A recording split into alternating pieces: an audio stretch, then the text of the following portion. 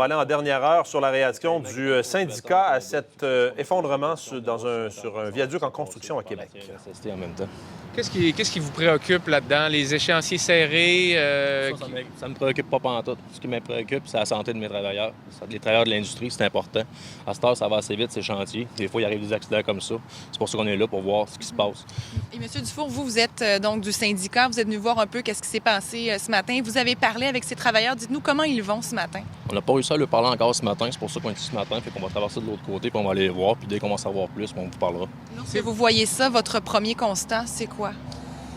Un accident plate, un accident... C'est vite arrivé, un accident. On est chanceux. Dans le fond, il n'y a pas eu de mort. Il y a juste 3 blessés. Mais encore là, c'est 3 de trop encore. Fait qu'on ne peut pas parler plus que ça. On n'en sait pas plus pour l'instant.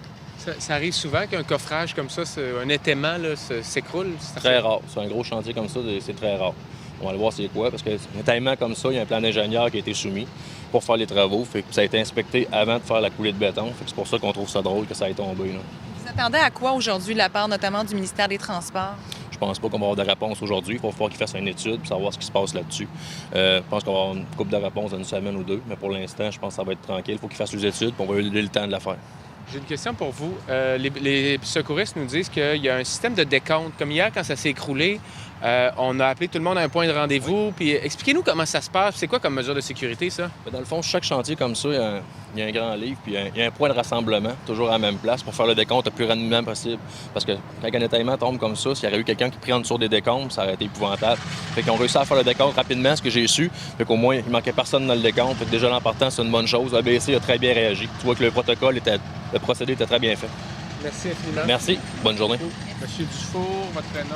Bien sûr, Lucas. Ah, ben oui, c'est ça. Un représentant du syndicat, en tout cas, qui est venu sur le site pour constater ce qui s'est passé. Je vous rappelle que hier, il y a 3 travailleurs qui se trouvaient sur place et qui ont été blessés quand il y a eu la chute donc de cet échafaudage ou de ce coffrage qui était en place donc sur un chantier sur l'autoroute Henri IV, près des rues Einstein et John Molson. Au moment de l'incident, il y avait des travaux de coffrage qui étaient en cours. Les ouvriers coulaient du béton. Au total, il y a 30 pompiers qui ont travaillé sur les sur les lieux plutôt de l'intervention. Le chantier va demeurer bien sûr fermé le temps qu'il y ait une enquête de la CNESST.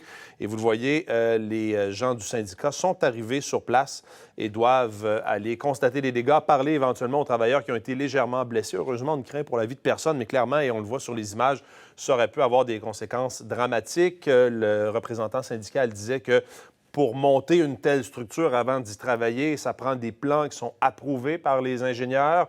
Y a-t-il eu erreur dans la fabrication des plans, dans l'exécution des travaux pour en arriver à l'étape du coffrage? L'enquête le dira certainement, mais pour l'instant, donc, le chantier est arrêté le temps qu'il y ait des enquêtes de mener.